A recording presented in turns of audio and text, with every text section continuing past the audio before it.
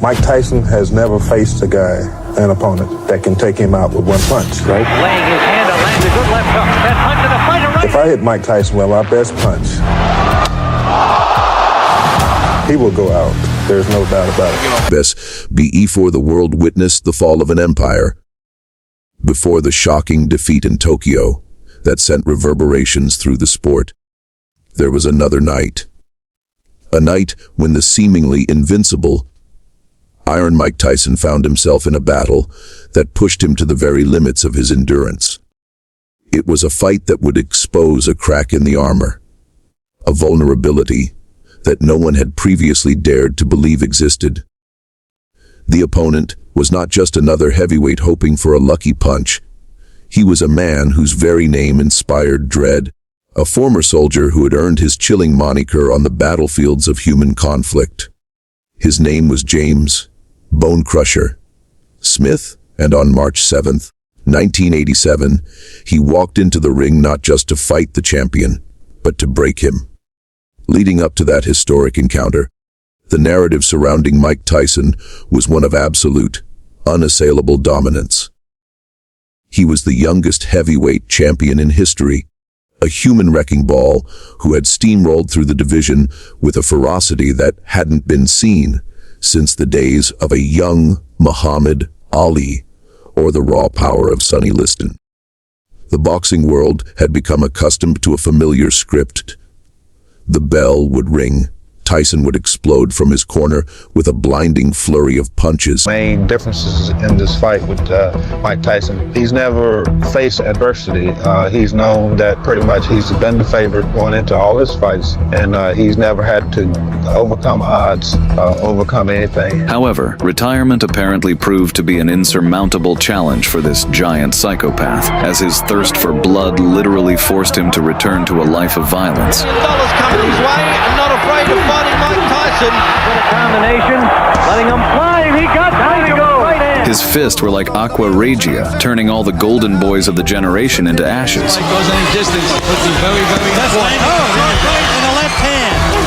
After all, he was the one who first destroyed the future boxing star, Frank Bruno. And Bruno looks out on his feet to me. Oh, he's got it.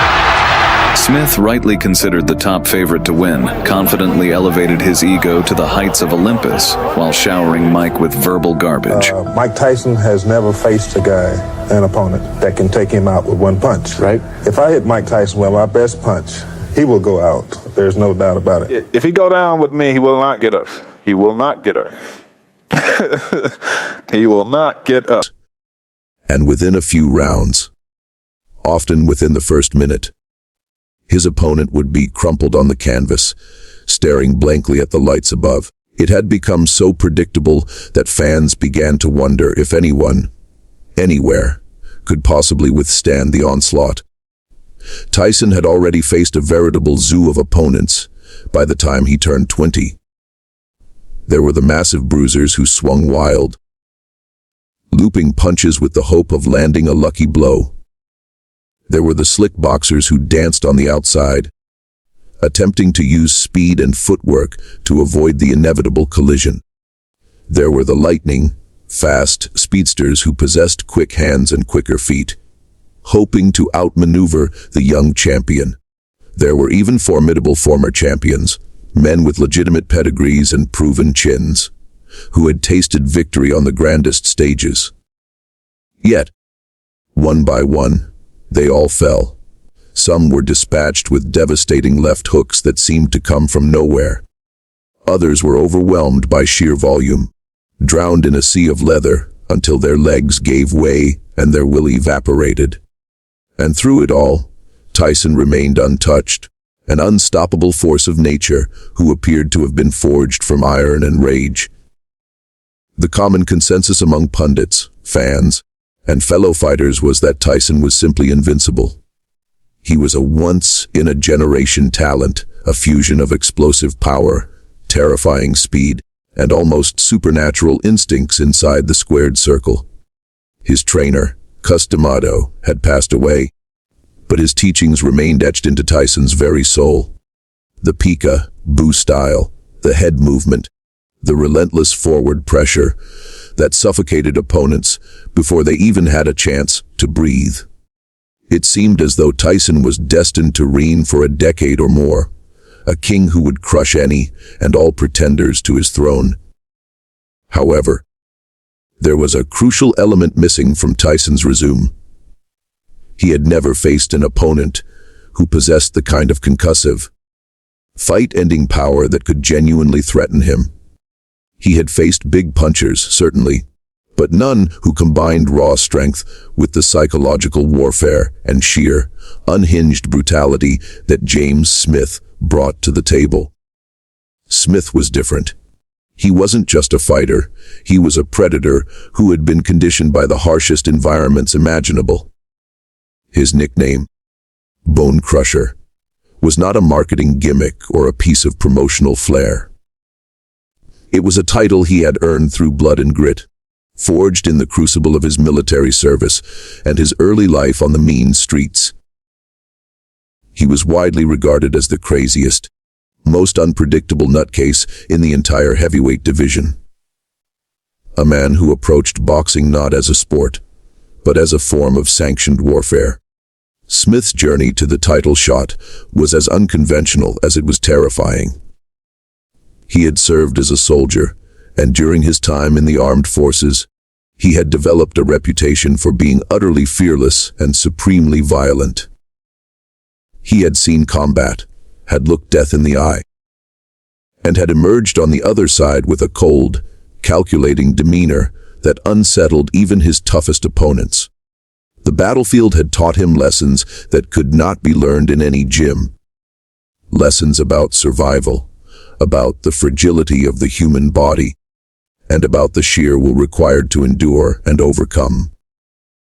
When he transitioned to professional boxing, he carried that mentality with him. He didn't just want to beat his opponents, he wanted to break them, to shatter their bones and their spirits alike. Interestingly, after achieving a certain level of success, Smith had actually retired from the sport. He had walked away from boxing, seemingly content to leave the violence behind and pursue a quieter, more peaceful existence. But retirement, as it turned out, was an insurmountable challenge for a man like James Smith. The quiet life did not suit him. The absence of adrenaline, the lack of physical confrontation, it all felt hollow and meaningless. His thirst for blood, his primal hunger for combat, literally forced him to return to the ring. He missed the roar of the crowd, the smell of the sweat and the leather, and the intoxicating rush of trading blows with another man. The violence was in his blood, and he could not escape it. When the fight with Mike Tyson was announced, the boxing world collectively held its breath. Smith was not intimidated by the young champion's reputation. In fact, he seemed to relish the opportunity. He was not afraid of Tyson, not in the slightest. He saw the champion not as an invincible force, but as a mortal man. A man who could bleed, who could feel pain, and who could be beaten. Smith's confidence was not just bravado. It was a deeply held belief that he possessed the tools necessary to derail the Tyson train. The money was substantial, of course, and that was a motivating factor. But more than that, it was the challenge itself that drove him. He wanted to test himself against the best, to see if his battlefield, tested skills could stand up to the raw power and speed of the young phenom. Smith's training camp was a testament to his unorthodox approach. He trained with a ferocity that bordered on the fanatical, pushing his body to its absolute limits. He knew that he could not outbox Tyson, and he certainly could not outspeed him. His path to victory lay in his power, his durability, and his mental fortitude. He believed that if he could absorb Tyson's early onslaught, if he could weather the storm and take the champion into the deep waters of the later rounds, he would have a distinct advantage. Tyson had never gone past the 7th round in any of his previous fights. He was an explosive, front-running fighter who relied on early knockouts. What would happen if he was forced to pace himself? What would happen if he was met with an opponent who refused to fall, who kept coming forward despite eating the most devastating punches? In the weeks leading up to the fight, Smith engaged in a relentless verbal campaign designed to get under Tyson's skin and plant seeds of doubt in the champion's mind. He spoke with absolute conviction, his words laced with a chilling certainty that made even the most hardened boxing journalists take notice. Mike Tyson has never faced a guy, an opponent that can take him out with one punch. Smith declared, his voice dripping with menace, laying his hand to land a good left. That's the best punch in the fight. If I hit Mike Tyson with my best punch, he will go out. There's no doubt about it. He went even further, promising that if Tyson went down, he would never get back up. He will not get hurt. Smith sneered, his words hanging in the air like a death sentence. He will not get up. He is finished. It was not mere trash talk, it was a prophecy. Or so Smith believed. These words struck a chord with the public. For the first time, there was a palpable sense of unease surrounding a Mike Tyson fight. People began to wonder, could Smith actually be the one to expose the young king? Could he be the executioner who would bring an end to the Iron Mike era? Before it had even truly begun, the narrative shifted from, how long will it take Tyson to knock out Smith? To, can Tyson survive the power of the bone crusher? The psychological warfare had worked, at least to some extent. The anticipation for the fight reached a fever pitch, and on the night of March 7, 1987, the world tuned in to witness what many believed would be the ultimate test of Mike Tyson's mettle. The atmosphere inside the arena was electric, charged with a nervous energy that was uncommon for a Tyson fight. The fans were divided. Some were die-hard Tyson supporters who had never seen their hero lose and could not conceive of such a reality. Others were boxing purists who were eager to see the young champion face genuine adversity. And then there were those who simply wanted to see a spectacular fight, a war between two heavy-handed warriors who would leave everything in the ring. The bell rang, and the fight began. As was his custom, Tyson exploded out of his corner with a blistering pace, his head bobbing and weaving, his feet moving with surprising agility for a man of his bulk. He immediately began his assault, tearing into Smith with a flurry of punches that would have destroyed a lesser fighter. The crowd roared as Tyson landed shot after shot, each one carrying the kind of concussive force that had sent so many other heavyweights into unconsciousness. The punches came in waves, lethal left hooks, thunderous right hands, and vicious uppercuts that were designed to separate Smith's head from his shoulders. In the early rounds, there was no reason to suspect that this fight would be any different from Tyson's previous massacres. The champion was relentless, bombarding Smith with what can only be described as hydrogen bombs. Explosive, fight-ending punches that had never failed to produce results. The audience anticipated a knockout at any moment, the referee stepping in to save the hapless challenger from further punishment. It was the same script that had played out so many times before, and everyone was ready for the inevitable climax. But as the rounds wore on, something peculiar began to happen. Smith did not fall. He did not crumble. He did not even appear to be seriously hurt. He was absorbing the punishment, his face showing the marks of the battle. But his legs remained solid, his eyes clear, and his will unbroken. He was not just surviving, he was waiting. Smith's strategy became increasingly clear as the fight progressed. He had no intention of trying to outbox the champion. Instead, he was using his superior size and strength to smother Tyson's attacks, wrapping him up in clinches whenever the young champion got too close. These constant clinches served a dual purpose. First, They neutralized Tyson's explosive power by taking away the space he needed to generate maximum force. Second, they physically wore Tyson down, forcing him to expend valuable energy trying to break free from Smith's iron grip. It was a brilliant, if unorthodox, game plan. Smith was essentially turning the fight into a wrestling match, using his body weight and his strength to drain the champion's stamina. It was not pretty to watch, but it was undeniably effective. The constant grappling was gradually taking its toll on Tyson, who was becoming increasingly frustrated and, more importantly, increasingly tired. The young champion had never been pushed this far. He had never had to fight through the 7th round, and his body was beginning to betray him. Smith, sensing that his plan was working, began to grow in confidence. He started to land his own shots, stiff jabs and heavy right hands that snapped Tyson's head back. He could feel the champion's power diminishing, and he knew that the time was approaching for him to make his move. It was in the middle rounds that the tide of the bout turned decisively. Smith, now fully in his element, transformed into a predator. He stopped merely absorbing punches and began hunting the champion. His hands, which had been relatively inactive in the early going, started to find their mark. He threw caution to the wind, letting his punches fly with reckless abandon. His fists were like wrecking balls, turning the golden boy of boxing into a mortal man who was suddenly in serious trouble. The crowd gasped as Smith's crushing hammer found its target.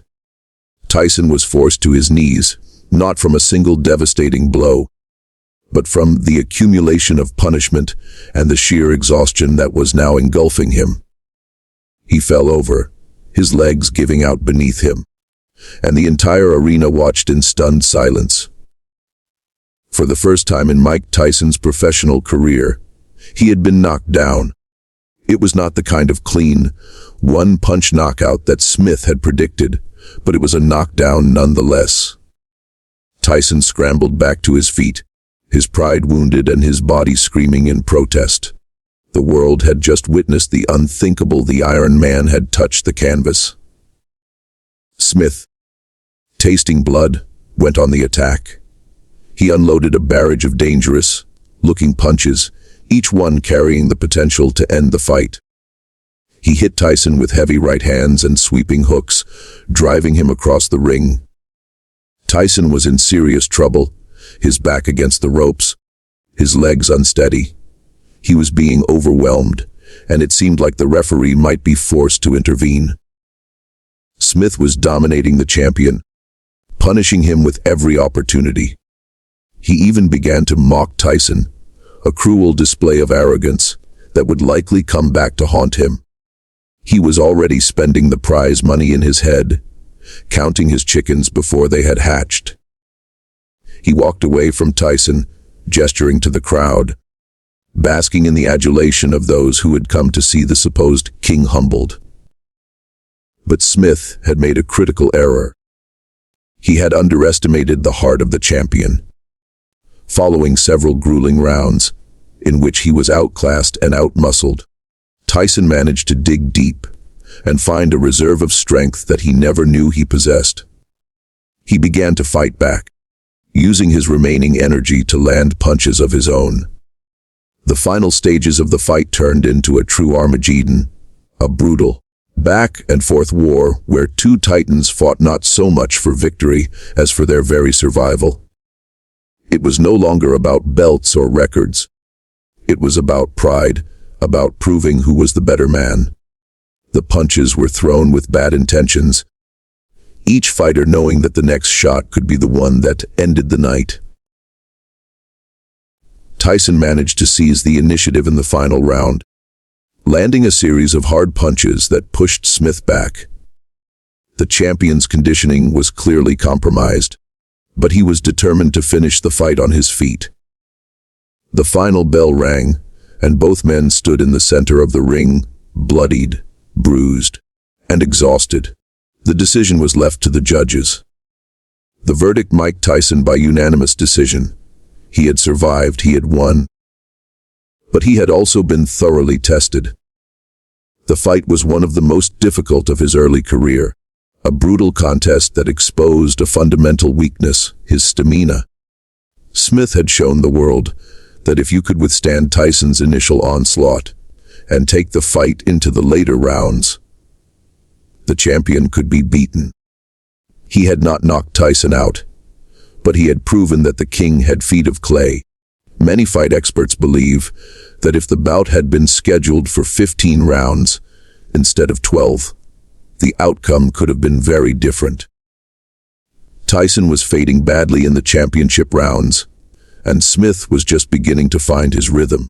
The extra 3 rounds might have been all the bone crusher needed to finish the job and cement his place in boxing history. It is a tantalizing what if that continues to be debated among fans to this day. The fight also served as a preview of things to come. When Tyson faced Buster Douglas a few years later, he found himself in a similar position, facing an opponent who refused to crumble, taking the fight into deep waters. The difference was that Douglas had the skill and the resolve to finish the job. The blueprint for beating Mike Tyson was out there, and James Smith had been the one to first draw it up. In the aftermath of the fight, Tyson's reputation was somewhat diminished, but he was still the champion. He had proven that he could win a difficult fight, that he could overcome adversity, even if his performance was not up to his usual standards. Smith, on the other hand, had lost but had earned the respect of the boxing world. He had gone toe-to-toe with the most feared man on the planet and had held his own. He had shown that he was not afraid, that he was willing to go to war, and that he possessed the kind of power that could genuinely threaten the champion. Looking back at that historic night, it is clear that the match between Mike Tyson and James "Bone Crusher" Smith was a pivotal moment in boxing history. It was the night the veil was lifted, the night the world learned that even the mightiest warriors can bleed, can tire, and can be beaten. Tyson continued his reign for a little while longer, but the seeds of his eventual downfall had been sown. The intimidation factor was gone. Opponents no longer looked at him as an invincible monster. They saw him as a man with a glaring weakness. Smith had dared to stand up to the king and had come within a hair's breadth of dethroning him. The story of Mike Tyson is filled with triumphs and tragedies, moments of brilliance and episodes of despair. The fight with Bone Crusher Smith is one of those fascinating chapters where the narrative took an unexpected turn. It was a harsh lesson in the brutal realities of the sport, a reminder that in boxing, as in life, nothing is ever guaranteed. The king was shaken, but he still wore the crown. However, the cracks were beginning to show, and the world was watching. That is the enduring legacy of the night. James "Bone Crusher" Smith tried to break the Iron Man and came closer than anyone before him had ever dared to imagine.